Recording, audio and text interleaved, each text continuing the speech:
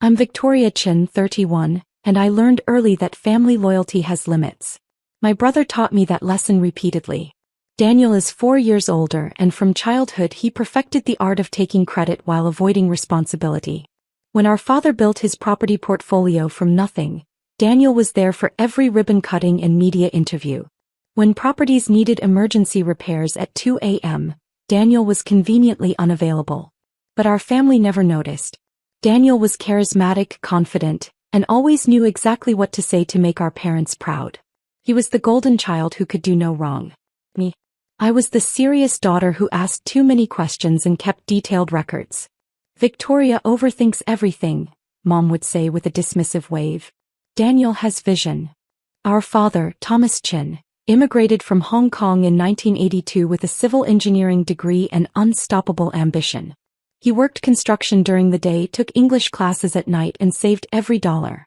By 1990, he'd bought his first rental property in Oakland, a rundown duplex in a neighborhood everyone said was too risky. He fixed it himself, rented it out, and used the income to buy another property. Then another. By the time I was born in 1993, he owned 4 rentals. By the time I graduated high school in 2011, he owned 7 properties across Oakland and Berkeley worth approximately $4.2 million combined. Dad was brilliant with real estate but terrible with family dynamics. He constantly compared Daniel and me, always with Daniel coming out ahead. Daniel closed a big sales deal today, he'd announce at dinner. VP by 35, mark my words. That's great, Dad. I got accepted to UC Berkeley's economics program. Berkeley's good. Daniel went to USC. Bigger network. Every achievement I earned was measured against Daniel's and found wanting. I graduated summa cum laude. Daniel had been in a fraternity and learned people skills. I got a job at a property management firm. Daniel sold medical devices and made real money. I bought my own condo at 24. Daniel leased a BMW and understood the value of liquidity. The message was clear. Daniel was the success. I was the try-hard who'd never quite measure up. But there was one thing our father valued even more than Daniel's charisma: results. And results were my specialty. In 2015, when I was 22 and working at a property management firm, Dad's rental portfolio was struggling. His property manager had retired, tenants were complaining, and several units sat vacant for months. Dad was 68, tired and losing money. "Dad, let me take over property management," I offered at Sunday dinner. "I'll do it for free until we're cash flow positive again." Daniel laughed. "Victoria, you're an entry-level analyst. Dad needs professional management." "I am a professional. This is literally my job." "Your job is filing paperwork at some small firm. Dad's portfolio is worth millions. Which is currently losing $8,000 monthly. I can fix that." Dad looked skeptical. "Victoria, Daniel's right. You're too inexperienced. Give me 3 months. If I haven't improved cash flow, you can hire someone else." Something in my voice made him pause. Maybe desperation. Maybe determination. 3 months. "But you're not family during business hours. You're an employee. Understand?" "Understood." Daniel smirked. "This should be entertaining." I spent the next 90 days working harder than I'd ever worked. I inspected every property personally, documenting every issue. I interviewed every tenant, understanding their complaints. I researched market rates, reviewed expenses, and identified inefficiencies. The previous property manager had been incompetent and possibly fraudulent. Repairs were quoted at triple the fair market rate. Maintenance requests went ignored for months. Vacant units weren't marketed properly. Financial records were a disaster. I fixed everything systematically. I fired the corrupt handyman and found reliable contractors. I implemented a digital maintenance request system. I renovated vacant units and marketed them aggressively. I raised rents on under-market units and offered lease renewals to good tenants. By month 3, all 7 properties were occupied. Monthly income increased from $22,000 to $31,500. Expenses dropped from $30,000 to $19,200. Dad's portfolio went from losing $8,000 monthly to netting $12,300. Dad reviewed my report in silence for 10 minutes. Then, "How did you do this?" I paid attention. The previous manager was stealing from you, overcharging for repairs, pocketing the difference. I documented everything. I slid him a folder. This is evidence of fraud. About $47,000 over 3 years. You could press charges. Dad's face went pale. I trusted him. I know. But trust without verification is just hope. He looked at me, really looked at me for the first time in years. Keep the job, Victoria. 15% of monthly net income as your fee. 10% is industry standard. You earned 15%. Daniel wasn't at that dinner. He was closing a big sale in San Diego, or so he said. For the next 6 years I managed Dad's properties while working my day job. It was exhausting. I'd work 9 to 5 at the property management firm, then handle Dad's properties nights and weekends. But I loved it. I loved solving problems, improving properties, building relationships with good tenants. And I kept meticulous records. Every repair, every expense, every conversation. Documentation was my religion. Dad noticed. Slowly, grudgingly, he started asking my opinion on things beyond the rentals.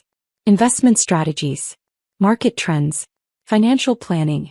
You have good instincts, he admitted once. Better than I expected. It was the closest thing to praise I'd ever received from him. In 2019, Dad's health started declining. He'd been diagnosed with heart disease in 2017, and by 2019 he was facing his mortality. He started talking about estate planning, succession, legacy. Daniel suddenly became very interested in the rental properties.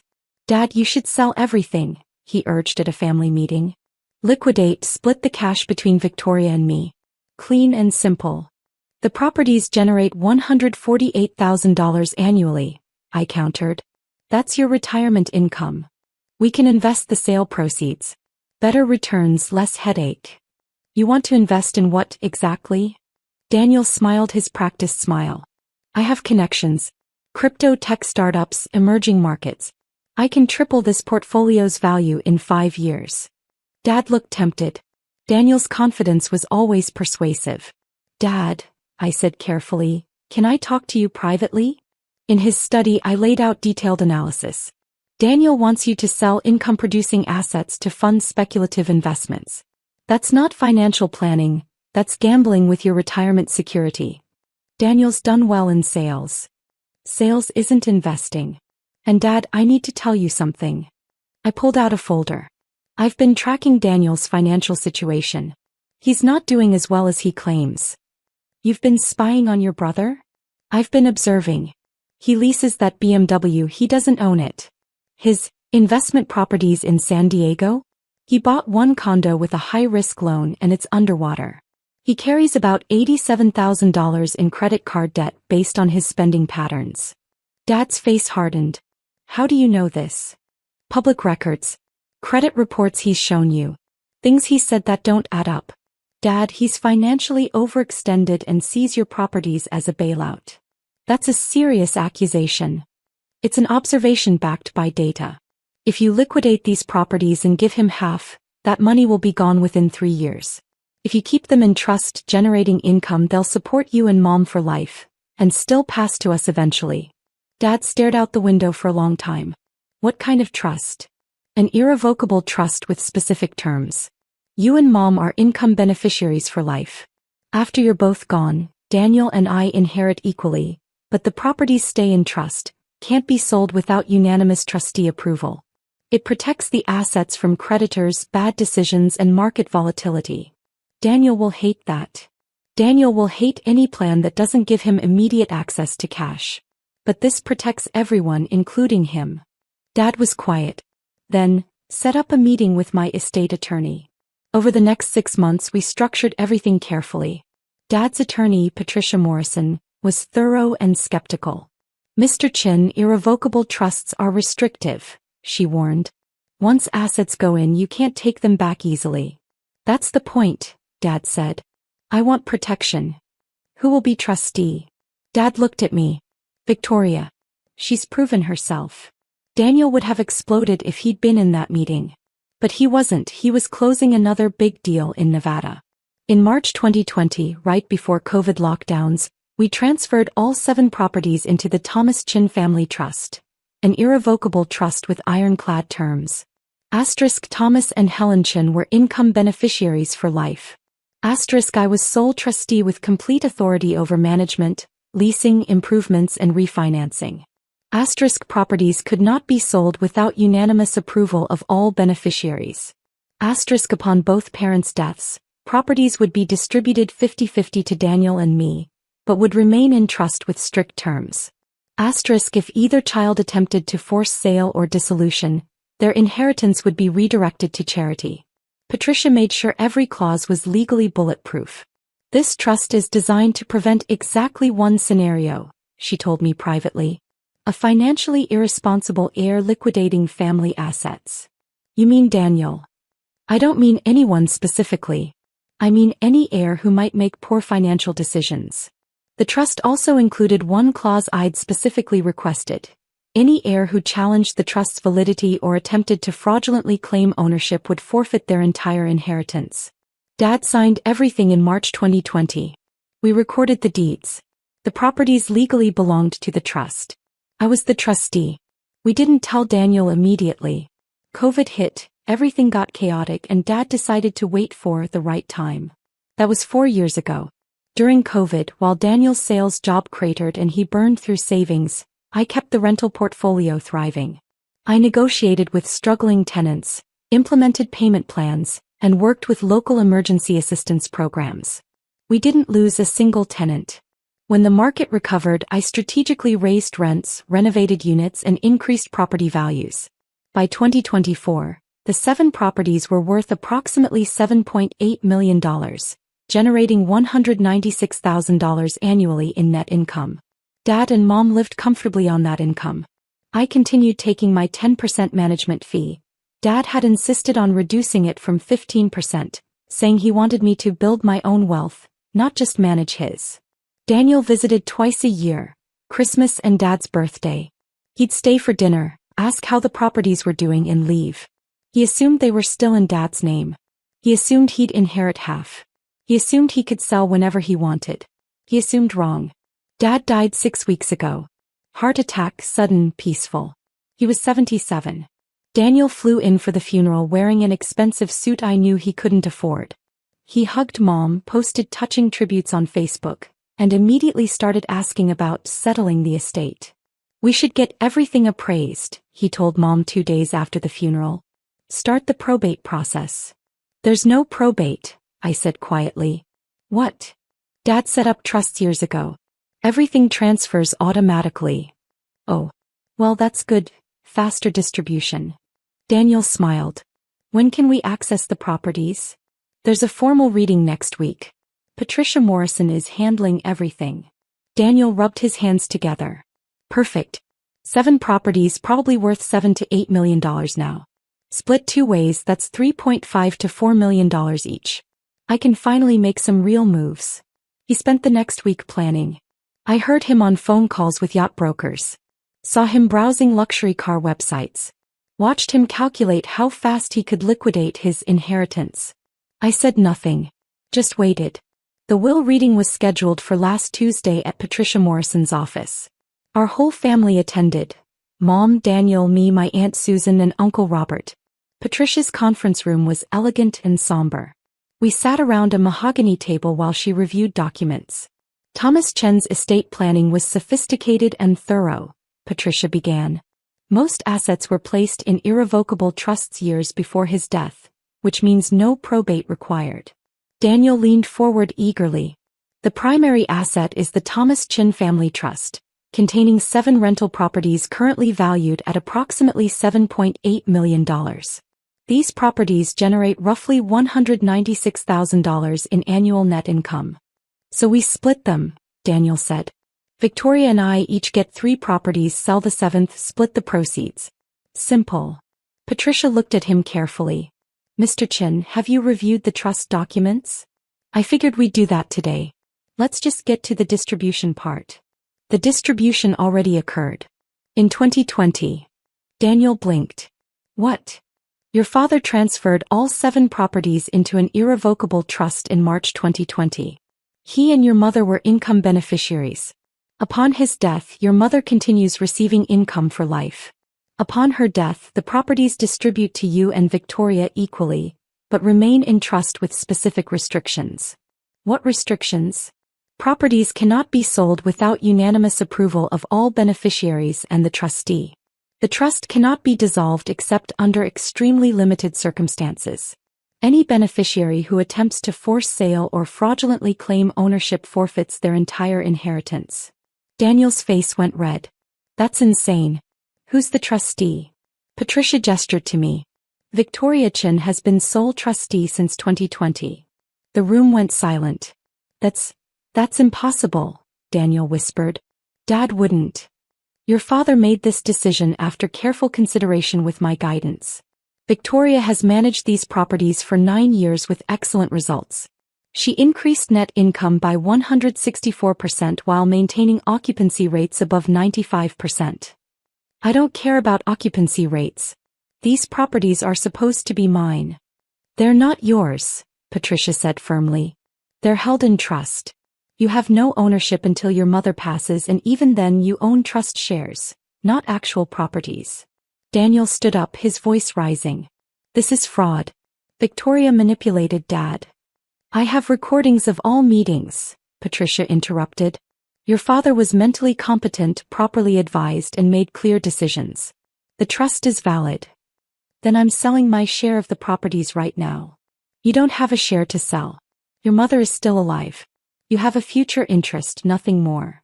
When Mom dies, then, I'm selling all 7 properties next month to buy a yacht. Finally free of this family drama. Everyone stared at him. Even Mom looked shocked. A yacht? Aunt Susan asked quietly. Yes, a yacht. I'm done pretending to care about Dad's rental properties. I never wanted to be a landlord.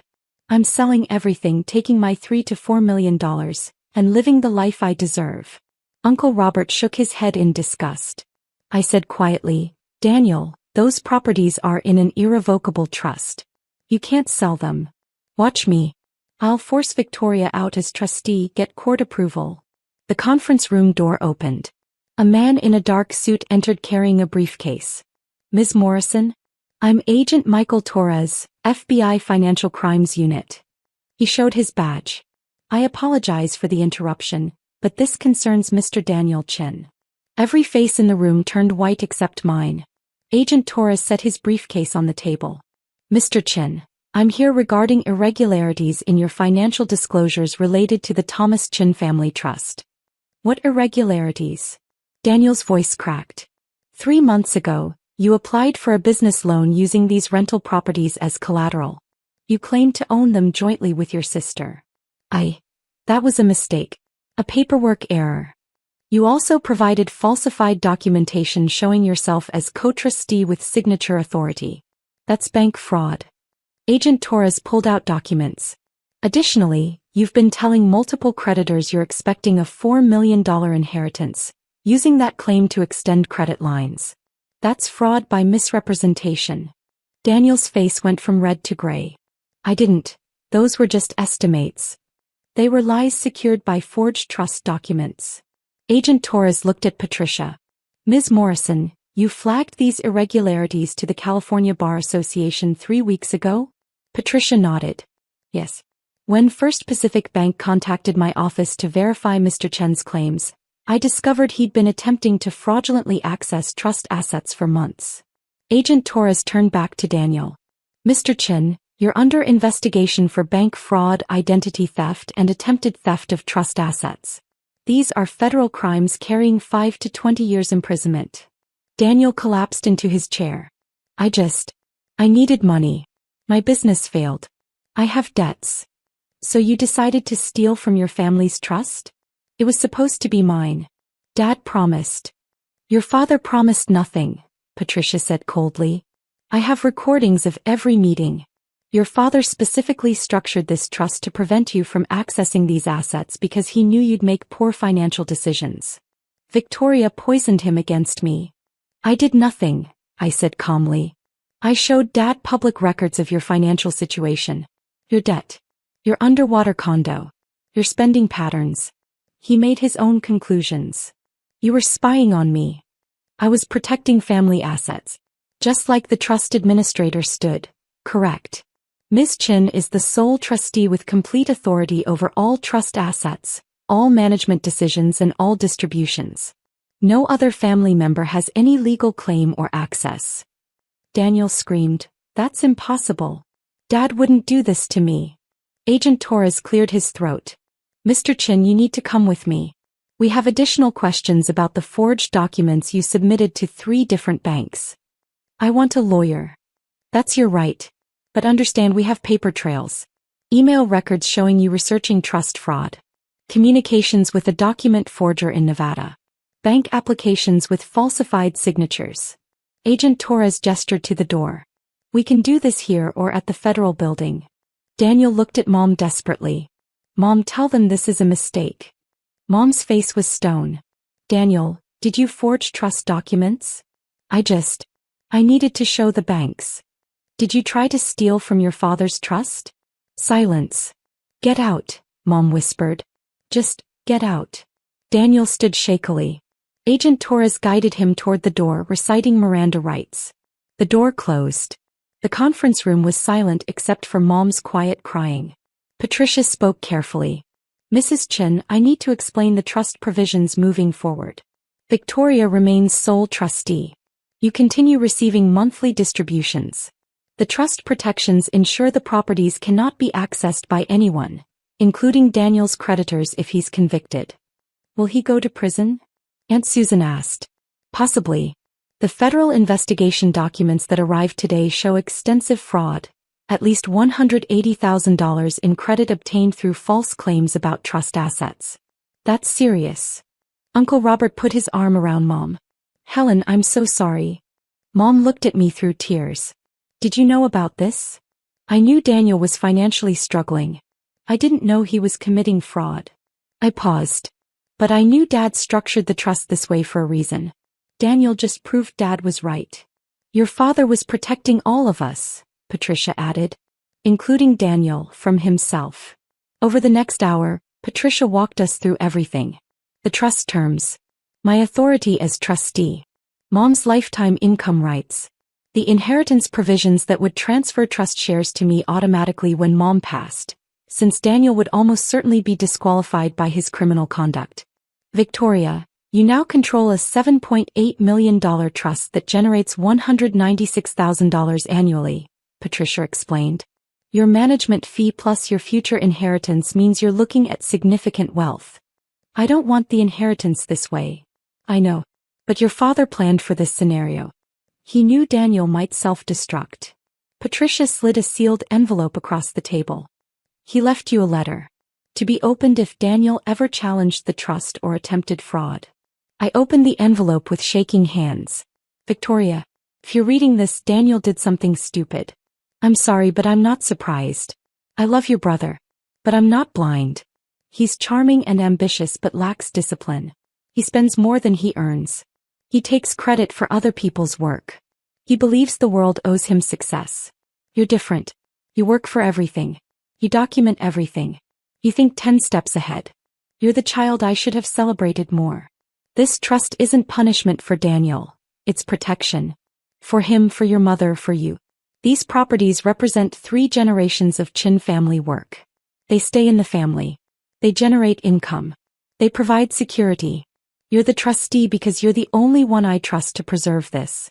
Be firm. Be fair. But don't let anyone, including your brother, destroy what we built. I'm proud of you, Victoria. I should have said it more while I was alive. I'm saying it now. That." I folded the letter carefully while tears ran down my face. Mom reached across the table and took my hand. "He was right about everything, wasn't he?" "Yeah. He was. I'm sorry we didn't see it sooner. We treated you like you were less than Daniel. You saw what Daniel wanted you to see. He's good at that. And you were good at being invisible while doing all the actual work." I smiled through tears. "That's accurate." Aunt Susan spoke up. "Victoria, what happens now? With the properties?" "I keep managing them. Mom keeps receiving income. When she eventually passes, hopefully many years from now, I inherit the trust assets since Daniel will likely be disqualified by his criminal conduct. That's a lot of responsibility. It's what I've been doing for 9 years. Just now it's official. Patricia interjected. Victoria, there's one more thing. Your father left personal assets outside the trust. About $340,000 in savings and investment accounts. His will splits that equally between you and Daniel, but given the circumstances. Give Daniel his half, I said immediately. Everyone stared at me. Victoria, he tried to steal from the trust. Uncle Robert started. And he'll be prosecuted for that. But Dad's will says split equally. I'm not changing his wishes out of spite. I looked at Patricia. Daniel's half goes to him. If he's convicted, it'll probably go to his legal defense or restitution. But it's his inheritance under the will. Patricia nodded slowly. That's remarkably gracious. It's what Dad wanted. I'm executing his wishes, not mine. Mom squeezed my hand. You're a better person than any of us deserve. I'm just someone who pays attention and follows through. Dad taught me that, even if he didn't realize he was teaching me. The meeting wrapped up an hour later. As we were leaving, my phone buzzed. Text from Daniel. I'm sorry. I screwed up everything. I know you won't forgive me. I just wanted you to know I'm sorry. I stared at the message for a long moment. Then typed. I hope you get help. Not just legal help, real help. For whatever made you think fraud was the answer. 3 dots appeared, then disappeared. No response came. That was 6 weeks ago. Daniel was formally charged with bank fraud, identity theft, and falsifying legal documents. 3 felony counts. His trial is scheduled for next spring. His attorney is negotiating a plea deal. Probably 3 to 5 years in federal prison. His wife filed for divorce 3 weeks ago. She's claiming she knew nothing about the fraud. Whether that's true, I don't know. Mom moved in with Aunt Susan. She couldn't stay in the house where Dad died, surrounded by memories of both losses. Her husband and her son's betrayal. I continue managing the trust properties. I raised rents appropriately, refinanced 2 properties at better rates, and started a capital improvement fund. The portfolio now generates $208,000 annually. Mom receives her distributions every month. She uses the money to volunteer at a community center and take art classes. She calls me every Sunday. We talk about her week, my work, everything except Daniel. That wound is too fresh. Last week, I received a letter from federal prison in Nevada where Daniel is being held pending trial. His handwriting was shaky. Victoria, I'm writing from a place I never thought I'd be. I have a lot of time to think here. Too much time. You were right about everything. I was financially irresponsible. I lived beyond my means. I lied to everyone, including myself. When Dad died, I saw dollar signs instead of loss. I saw properties I could liquidate instead of legacy I should preserve. I forged those documents because I convinced myself I deserved that money. I'd watched you work for years while I coasted. I resented that you were trustee. I resented that Dad trusted you more. But he was right to trust you. You earned it through 9 years of work I never saw because I wasn't paying attention. I don't expect forgiveness. I expect prison. But I wanted you to know. I'm glad Dad protected those properties from me. I would have destroyed everything. You're the better child. The better person. I'm sorry I never admitted that when it mattered. Daniel. I read the letter 3 times. Then I wrote back. Daniel. I'm not the better child. I'm the child who focused on work instead of relationships. I'm the child who documented everything instead of trusting people. We both have flaws. Mine just didn't lead to federal crimes. Dad loved us both. He just loved us differently. He gave you freedom because you're charming and confident. He gave me responsibility because I'm careful and thorough. Neither is better, they're just different. I hope prison gives you time to figure out who you want to be.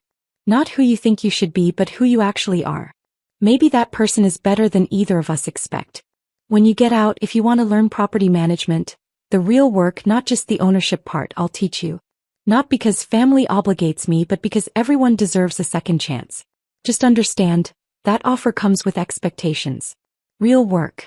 Real hours. Real accountability. No shortcuts. No charm. No manipulation. If you're willing to build something real instead of performing success, I'll help you. But that's your choice to make. Victoria. I mailed the letter yesterday. I don't know if he'll respond. But I meant every word. Because Dad's trust wasn't just about protecting properties. It was about protecting family, even from themselves. Daniel tried to sell 7 rental properties that weren't his to buy a yacht he couldn't afford to impress people who didn't matter. Instead, he lost everything that did matter: freedom, family, future. I control a $7.8 million trust that generates $208,000 annually. I have complete authority over properties 3 generations of Chin family built from nothing. But more importantly, I have something Daniel never earned: trust. Not the legal entity kind, the human kind. The kind you build through Thursday night repairs and Sunday morning tenant calls. Through documenting everything and following through on promises. Through 9 years of being reliable when being exciting would have been easier. My phone buzzes. Property emergency. Burst pipe in the Oakland duplex. I grab my keys, my tools, and my documentation binder. Because trusts aren't just legal documents. They're promises. And promises require work. Daniel wanted the yacht and the lifestyle and the freedom from family drama. I have 7 rental properties, dozens of tenant relationships, and the satisfaction of preserving something that matters. I know which life I'd choose. Every single time. Even on nights when pipes burst at 11 p.m. Especially then. Because that's when real trustees show up. And real legacies are maintained.